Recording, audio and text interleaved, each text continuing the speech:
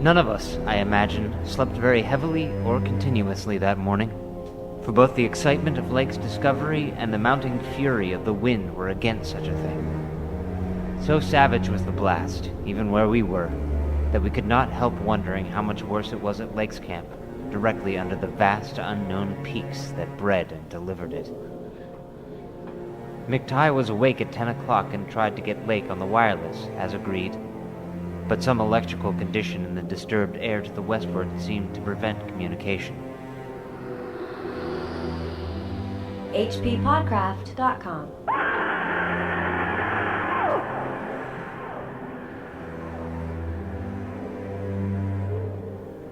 That was the first paragraph of Chapter 3 from H.P. Lovecraft's At the Mountains of Madness. And you are listening to the H.P. Lovecraft Literary Podcast. Here at hppodcraft.com, I'm Chad Pfeiffer. And I'm Chris Lackey, and we are joined by a third person this week, Chad. Who is that? I.N.J. Culbard. I.N.J. Culbard. What, it's Ian? Ian, what? I've been saying Ian forever. Why have you never corrected me? No, it's initials, I.N.J. Culbard. Oh. As written. But your name is Ian.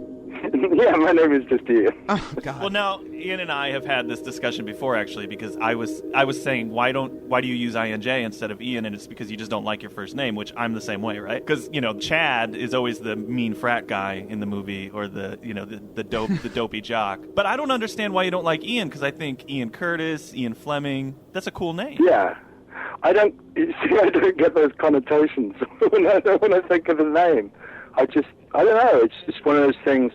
I don't change it either because I know that then it's my responsibility. So I just stick with it, and But in print, I just have I.N.J. Culbard and live with that. That's fine. Incidentally, if you add the name Ian to any word, you get an Armenian last name. Yeah, I suppose. Ian Footrub? No. You add it to the end, like Footrubbian? Footrubbian would be an Armenian name. Footrubbian. Oh, I see. Okay. I have an actual Gotcha. mechanic who's named Rafi Batmanian. That's his name. Okay. For those of you who are wondering who I.N.J. Culbard is, he is the illustrator and adapter of the graphic novel version of At the Mountains of Madness. You're also working on the case of Charles Dexter Ward right now, isn't that right? That's right. I was just imagining it's got to be great when you get the cover and it says Culbard Lovecraft. Or Lovecraft Culbard. Right. Oh, he goes first. Yeah. But it's that is cool. I remember the first time when that went up, and that was really exciting. Because we were looking at the posters for it and the book cover. We always do the book jacket design first, and then that was kind of nice putting that up. And now Mr. Culbard is working on the forthcoming graphic novel that Chris and I wrote called Deadbeats. Yeah. And compared to those names, it's going to look pretty dumb when it's Culbard, Pfeiffer, Lackey. Why is this guy slumming it with a flute player and a medieval servant?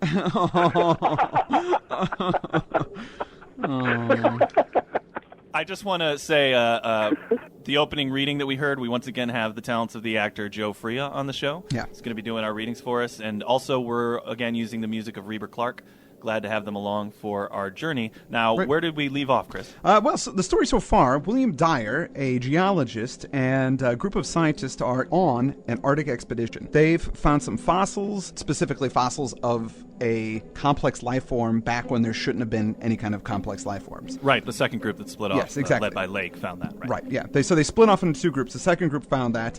Lake is the biologist, and not only did they find that, they found a frozen body, or bodies, of these barrel-shaped creature things. And these things are like part vegetable. They're very strange. They're hard to understand. They seem kind of ageless, and they remind Lake of the elder things from the dreaded Necronomicon. So Dyer is right now waiting for a message to come back from Lake, and then they're going to hopefully send a plane back to pick up Dyer and the rest of the guys, which is Peabody and that whole group. And Dyer's our main character. He's sort of narrating this whole thing and writing it, Right. As a way to warn off the coming Tony Stark, Roger Moore expedition that's going to be going up.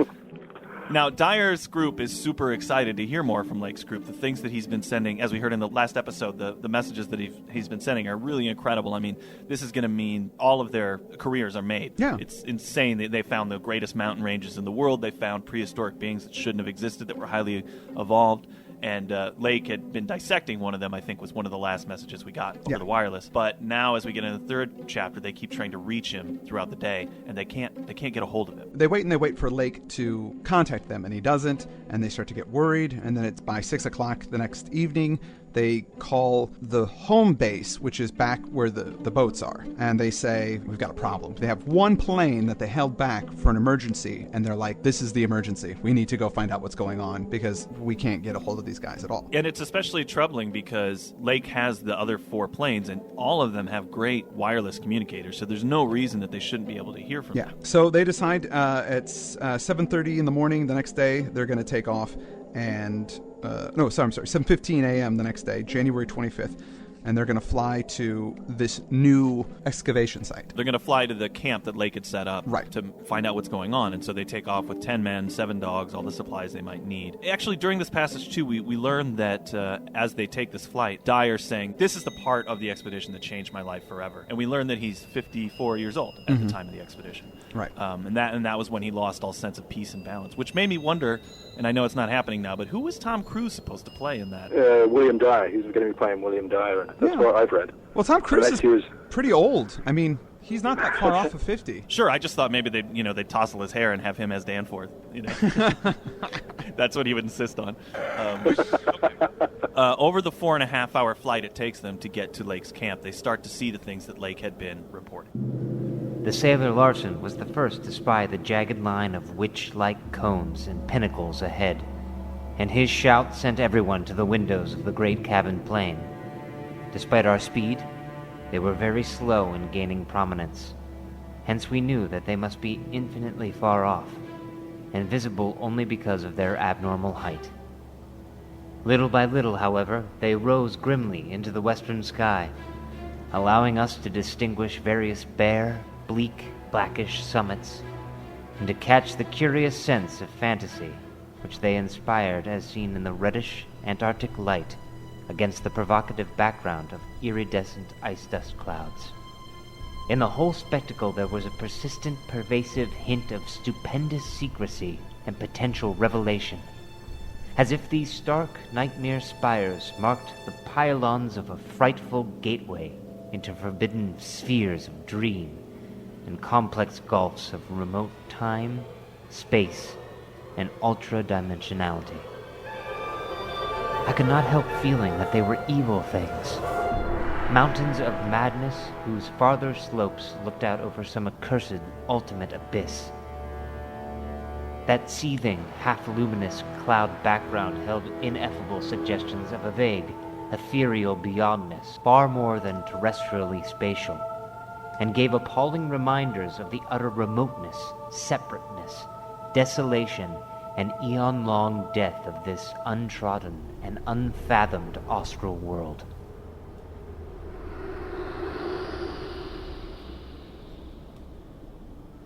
So that's Dyer getting an eyeful of these crazy high mountains. These mountains are way higher than even Mount Everest, this whole mountain range. And it's here that Danforth suggests that there's an abnormal cubism to the peaks. And again, they bring up the work of Roerich. Now, Ian, did you consult that work at all, the Roerich paintings? And what other resources did you draw from when kind of trying to draw this stuff? Yeah, I mean, I took from Roerich straight away. There's a painting that he did of Tibet. Well, there's loads of paintings of Tibet, but there's the specific ones that really struck a chord. But there's other aspects as well. There were things like, there was a film by Frank Capra called Lost Horizon. When you actually get to the city, the look of the whole thing is kind of like an Art Deco looking city, but it's supposed to be ancient Tibetan. And so there were elements of that in there.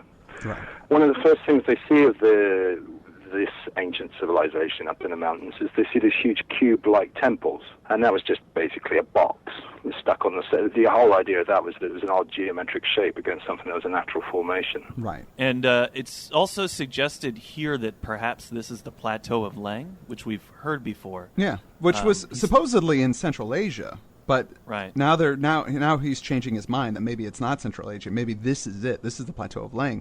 But because they talk about it having been in the Pnakotic manuscripts, which was... what? What are those? You don't remember, Chad? What? Should I? You should remember from Polaris. Oh, really? I should remember. That was 2 years ago, man. Oh, and also the Dream Quest of Unknown Cadet. Oh, well, okay. Yeah, School me.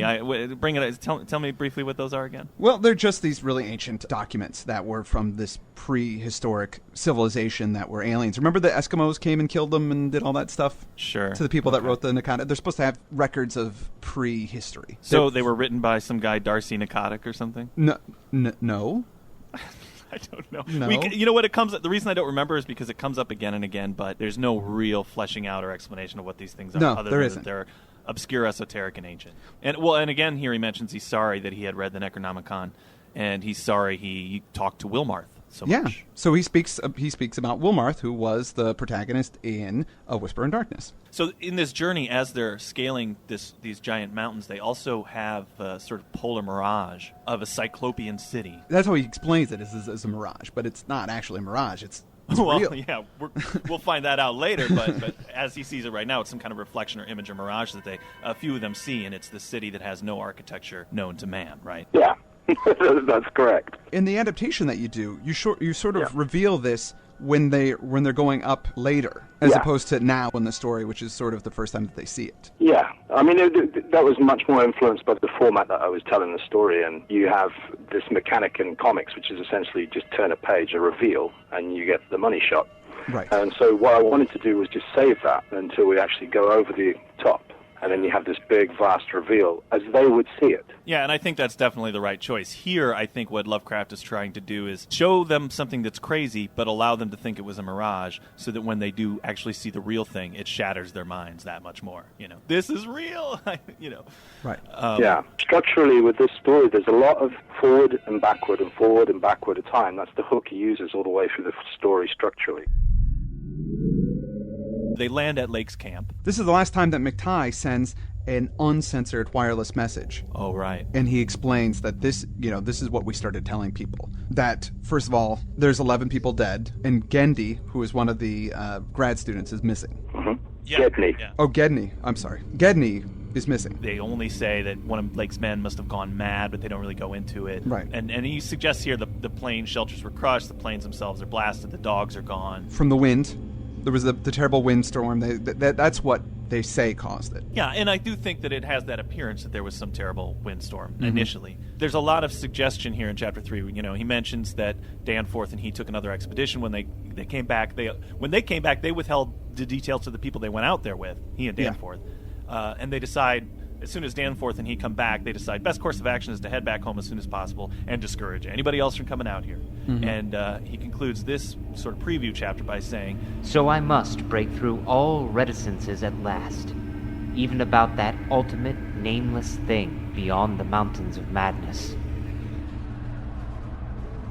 And then we get into Chapter 4, where there are some details about the discovery at the camp.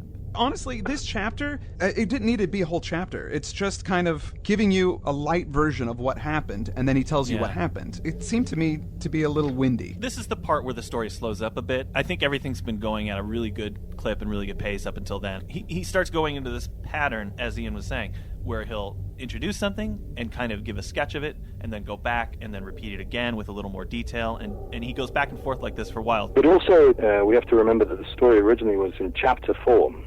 Well, it was broken down in, I think, 3 parts. Basically, when you get to that next chapter, say you were reading it in separate form like that, he would have moments of exposition written into the story that kind of catch you up on where you are. And a lot of that forward-backward stuff that he does in this is a way of covering those tracks in a way that is not it tells you the same thing again, but it tells you slightly differently with a little bit more information. And so I think he does that. Although he's guilty of doing that, he does that reasonably admirably. I agree. Hopefully, I'm not coming across as saying I would have done a better job, because I wouldn't have. The story is fantastic. That's not my point at all. The Chapter 3 actually ends the first part. When it was published originally in Astounding Tales, chapters 1 through 3 were the first segment, and then 4 is where the second segment actually begins. Oh, well, that makes a heck of a lot more sense to me then. Yeah, there you go. But also, it's funny, because didn't you mention in the first one his spelling was corrected? Yeah. It's funny because when we do books over here in England, they're basically, whatever you're writing, the editor will go through it and correct it to English spelling. And I normally write with Americanized spelling, because I grew up reading comic books, so all my spelling tends to be Americanized. Yoo-hoo!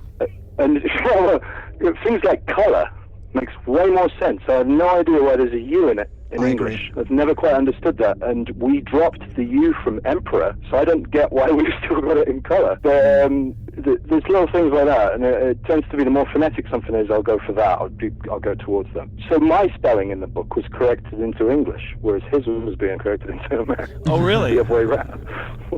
Freaking editors. That's really funny. Okay, well, chapter 4 then, we're getting into this new part. Boy, I didn't realize this was broken up. That really kills some of the things I was critical about. Well, anyway, so we get into chapter 4. Zap, there you go, it's gone. Yeah, and this is the horror at the camp, basically. Yeah, this is where he lays it down for you what really happened, what they really found. Yeah. And when they got there, it did look like there was a storm, but much more than a storm. It looked there'd been some sort of terrible conflict. Death to all the men had come from some kind of strangulation. They think the dogs possibly started it by bursting from their shelter. They know that the dogs ripped their way out of the shelter, which made me think of, do you remember in The Thing, when the Thing goes crazy in the movie, the John Carpenter movie, and those dogs are so terrified that they're ripping through the metal mesh. You know, they're pulling it apart. Oh, man, that movie's so I know, good. it's actually a hard part of that movie to watch. I mean, I could see guys get their chests ripped open and their arms torn off, and I'm just like, oh, that's cool. But the dog's panicking and trying to bite through them. I'm like, oh my God, those poor guys.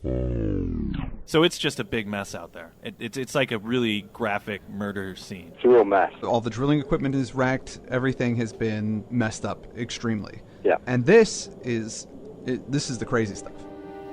Perhaps I had better put squeamishness aside and tell the worst at last. Though with a categorical statement of opinion, based on the first-hand observations and most rigid deductions of both Danforth and myself, that the then missing Gedney was in no way responsible for the loathsome horrors we found. I have said that the bodies were frightfully mangled. Now I must add that they were incised and subtracted from in the most curious, cold-blooded, and inhuman fashion. It was the same with dogs and men.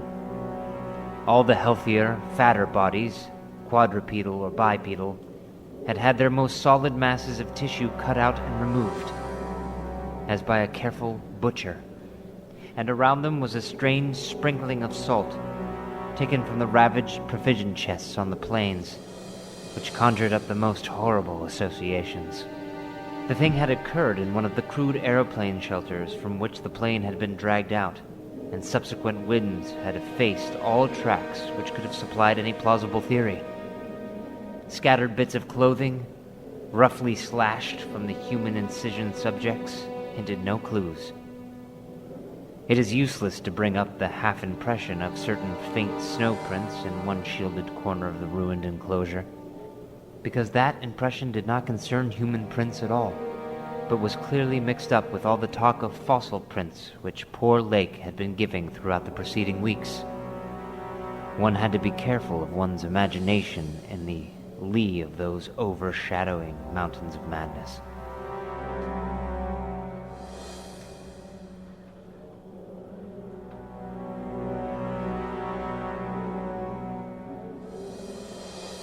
So they were, it would seems to be vivisected humans and dogs. This is the beginning of the most disturbing Law and Order episode ever. I remember reading this because in preparation of doing the graphic novel, this is the thing that kept me reading until about 4 a.m. That just completely got me. After all the travelogue we'd had at the beginning, this is the point where I just thought, oh, this is nasty. This is really horrible.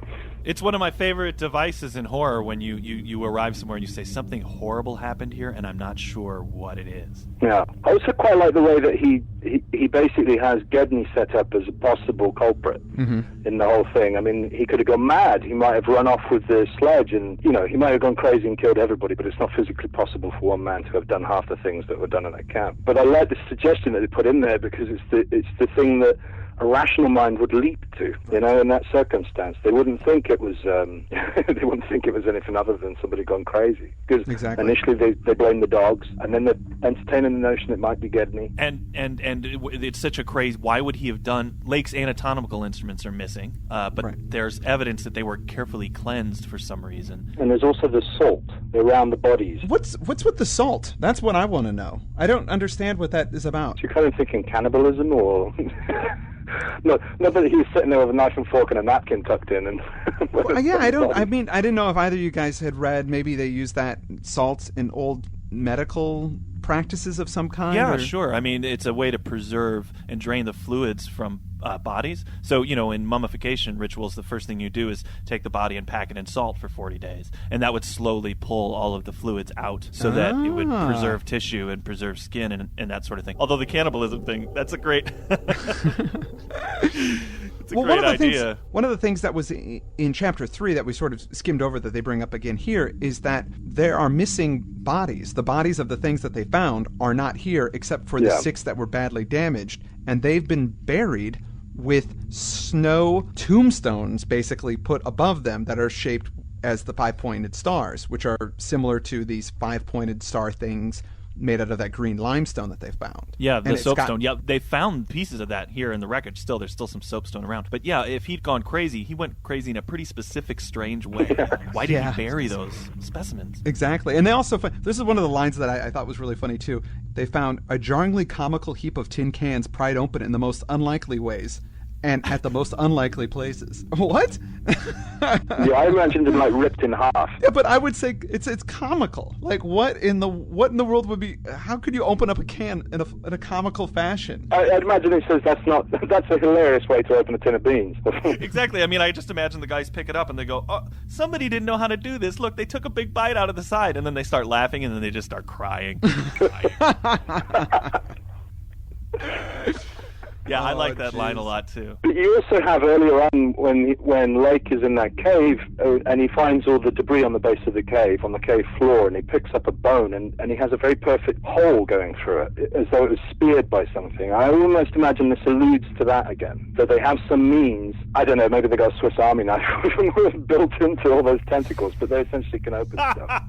I'm sure they do, actually. They're the most highly evolved things. Another thing I love about the scene is they find a jumble of roughly handled illustrated books scattered nearby. So whatever had happened, they had gone through the books, especially the illustrated books. I'm assuming these are anatomy books or things that tell them about technology, right? Right. Well, I mean, it is. I don't know if they would have so many anatomy books because it's a geological expedition. Yeah. So maybe they're just like historical reference and those types of things for geology books and paleontology and archaeology kind of stuff. I remember when I was reading this chapter, when you're reading it, you're under no illusion as to what actually did this. Right. And I tried to think, okay, when this was originally published, would they have been thinking that, or do we have the hindsight of so many years of horror movies that we know exactly what's happened here? Yeah, I don't know. Like, because I don't remember reading this and not knowing that it is those creatures. I mean, that's sort of one of the things with Lovecraft. I've grew up with these stories, or I've known them for so long. I don't remember when I first read this. I'm sure I heard about the Elder Things before I even read this story, so I knew what those things were, and my mind instantly jumped to that.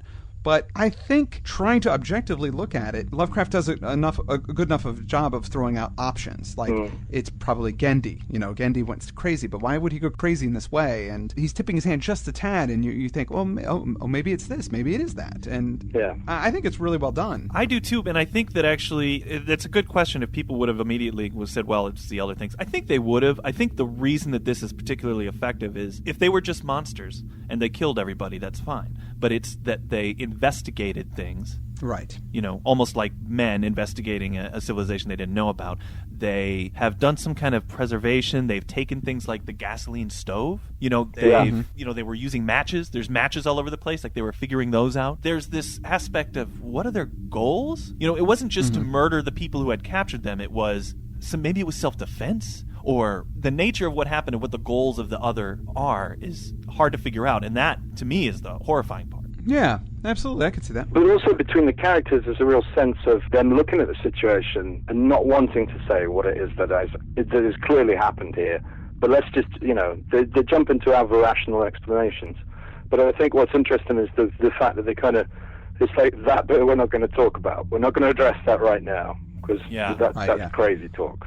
Mm-hmm. And there's a lot of, between our two main characters, Dyer and Danforth, that's a constant kind of device between the two of them, where Danforth will suggest something, and then Dyer will say, let's not talk about that. That's not what it is. So Danforth is constantly sort of telling him, well, this is what's really going on, and Dyer's saying, no, it's not. And one of the things when I was reading it about Danforth is that he was a prodigious reader. He'd read loads of stuff, and he used to read the pulps and the adventure magazines and things like that. So I had this picture of him saying, well, of course it's this. he would probably be in our mind of saying, well, clearly it's this kind of thing. So he's more willing to entertain the impossible at this point, I think, than Dyer. Yeah.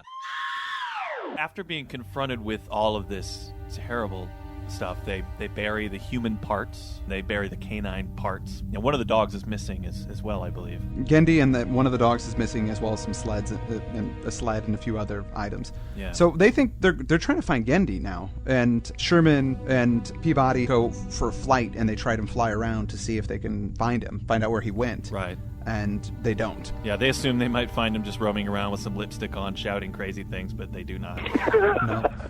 No. And lipstick on the dog as well.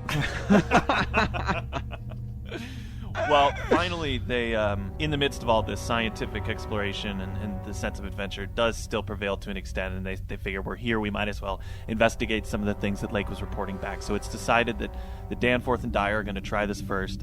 They're going to get up for an early trip, and they're going to fly up, to see all of the bizarre things that were reported by Lake. And they do. The next day at 7 a.m., they get their crap together, they get in a plane, and they start their ascent up these gigantic peaks. And they see all the bizarre things that were reported by Lake. The strange architecture, which looked like the ruins of Machu Picchu, like the Giant's Causeway in Ireland they talk about. Mm-hmm. They see that there are these caves everywhere. Do you know about the Giant's Causeway? As in what it scientifically is or mythologically, because Either. I think it was two giants throwing rocks at each other, but I don't think that's science.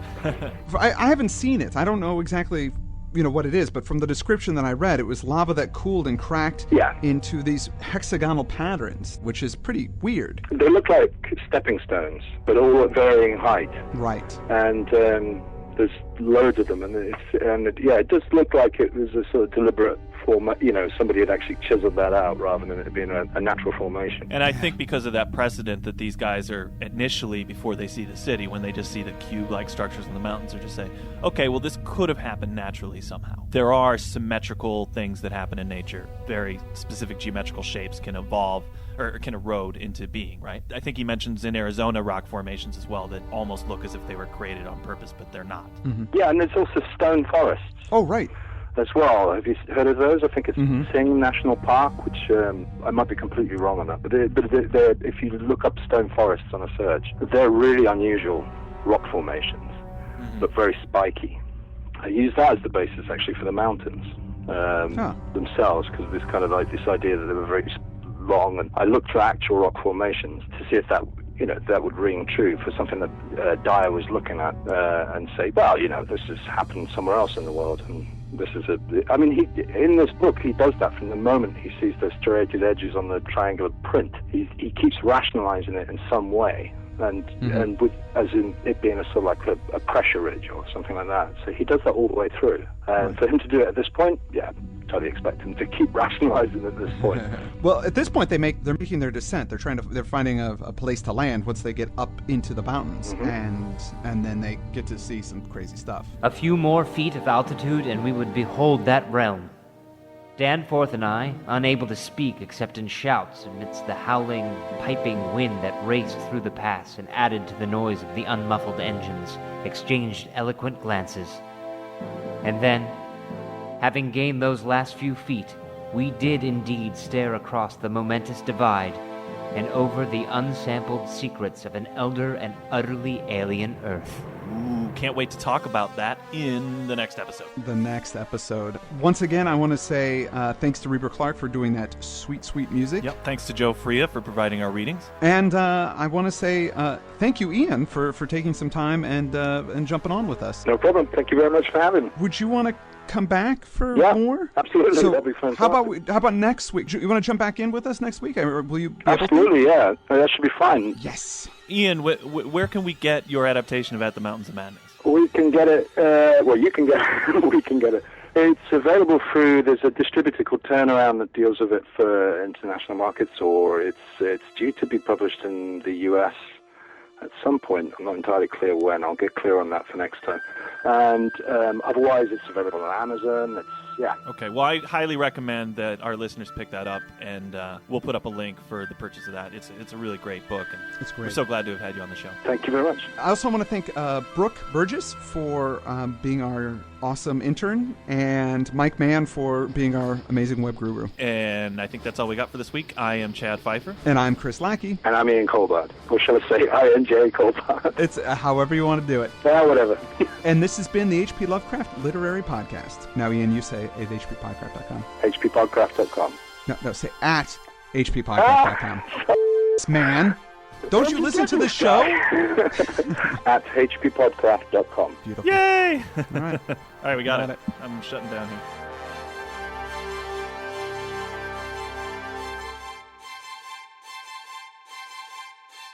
hppodcraft.com